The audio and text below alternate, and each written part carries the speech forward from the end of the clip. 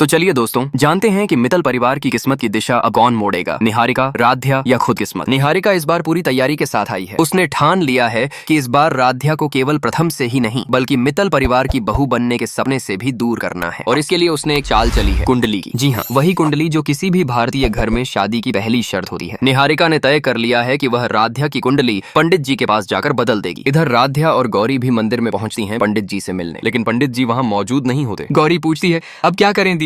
राध्या मुस्कुराकर जवाब देती है, थोड़ा इंतजार कर लेते हैं, पंडित जी आते ही होंगे। तभी मंदिर में मौजूद दूसरे पंडित जी आकर बताते हैं कि पंडित जी को आने में 1 घंटा लग सकता है। राध्या चुपचाप बैठ जाती है, लेकिन उसकी आंखों में चिंता साफ दिख रही थी। दूसरी तरफ निहारिका प्रथम से बात कर रही होती है। वह बड़ी मासूमियत से कहती है, शादी के बाद हमें लंदन शिफ्ट होना है, मेरे पापा ने सब कुछ अरेंज कर लिया है। प्रथम चौंका है, क्या? लेकिन मैंने तो घर वालों को अभी तक कुछ बताया भी नहीं। निहारिका तुरंत भावनात्मक चाल चलती है, प्लीज मत बताना, मैं तुम्हारी आंखों में आंसू नहीं देख सकती, ये सब शादी के बाद देखेंगे। प्रथम अब 2 राहों पर खड़ा है, एक तरफ उसका प्यार और दूसरी तरफ उसका परिवार। वह निहारिका से कहता है, तुम राध्या को शादी का कार्ड दे दो, वह मेरी दोस्त है और तुम उसे हर बात पर ताने देती रहती हो, मुझे उसकी हालत देखकर बुरा लगता है। लेकिन निहारिका तुरंत भड़क उठती है, मैं उस लड़की को कोई कार्ड नहीं दूंगी। थोड़ी देर की बहस के बाद निहारिका मान जाती है। दोनों कार में बैठकर निकल जाते हैं, लेकिन निहारिका की आंखों में फिर से वही चालाकी चमक रही थी। मित्तल हाउस में इस वक्त एक और मोर्चा खुल रहा है। रजनी ओमजी से कहती है, प्रथम अब बड़ा हो गया है, उसे बिजनेस का ज्ञान देना चाहिए। ओमजी गंभीर हो जाते हैं, लेकिन उन्हें नहीं पता कि उनका बेटा इस वक्त एक बहुत बड़ा फैसला करने की कगार पर है। प्रथम अपने कमरे में बैठा उलझनों में डूबा हुआ है। उसकी आंखों के सामने राध्या का चेहरा तैर रहा है। झूठ की जो खुशी होती है वो कुछ पल की होती है। राध्या की कही हुई बात उसके कानों में गूंज रही थी। तभी दरवाजे पर आहट होती है। प्रथम सोचता है शायद राध्या आई है, लेकिन नहीं, वहाँ उसकी मामी खड़ी होती है। प्रथम अपनी भावनाओं में बहकर सारी सच्चाई बोल देता है कि निहारिका की कुंडली, लंदन जाने की बात और राध्या के लिए उसका अपनापन। मामी यह सब सुनकर चुपचाप वहाँ से चली जाती है, लेकिन उनका चेहरा बता रहा था कि वो अब ये बात अपने तक नहीं रखेंगी। नीचे हॉल में उर्मी न्यूज़पेपर लेकर आती है और सबको बताती है कि अखबार में खबर छपी है, कुंडली नहीं मिलने के कारण दुल्हन शादी से भाग गई। दादी तुरंत उर्मी पर बरस पड़ती हैं, तुम्हारी शादी हुई होती तो समझ में आता। रजनी गंभीर होकर कहती है, कुंडली के बिना शादी आगे नहीं बढ़ सकी, पंडित जी को बुलाना ही होगा। थोड़ी ही देर में पंडित जी घर आ जाते हैं। उनके हाथ में निहारिका की कुंडली होती है। दादी कहती हैं, अब प्रथम की कुंडली लाओ, देखते हैं मेल होता है या नहीं। रजनी भागती है कुंडली लाने। उधर निहारिका को कुछ बेचैनी होती है। वह अपने पापा को कॉल करती है, आपने किसी को कुछ बताया तो नहीं ना? उसके पापा कहते हैं, नहीं, लेकिन ज्यादा देर छुपा नहीं सके। निहारिका का चेहरा फीका पड़ जाता है। अब पंडित जी कुंडली देकर जो कहते हैं वह पूरे घर को हिला देता है। इन दोनों की कुंडली एक दूसरे से बिल्कुल नहीं मिलती। अगर शादी हुई भी तो ज्यादा समय नहीं टिकेगी, बल्कि यह शादी आपके बेटे के जीवन में बड़ी बाधा बन सकती है। दादी तुरंत पूछती हैं, कोई उपाय है? लेकिन पंडित जी कहते हैं, नहीं, यह तो ग्रहों का सीधा संकेत है। तभी प्रथम नीचे आ जाता है और सबकी बातें सुन लेता है। किसकी शादी की बात हो रही है?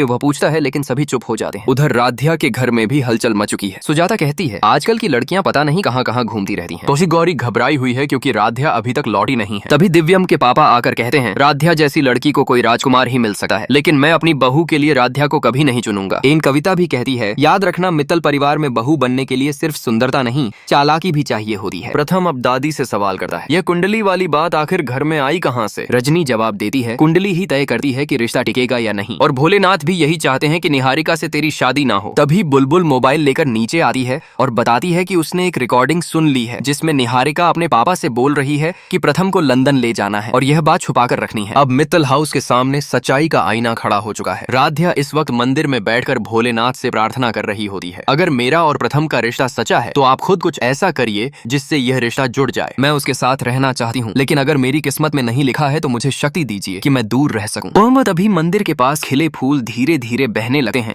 जैसे भोलेनाथ उसका संदेश सुन रहे हों। पंडित जी अब मित्तल परिवार से कहते हैं, अगर आप ये शादी करवाते हैं तो इसके परिणाम बहुत भारी हो सकते हैं। ग्रहों की स्थिति ठीक नहीं है और प्रथम के जीवन पर खतरा भी मंडरा सकता है। पूरा घर एक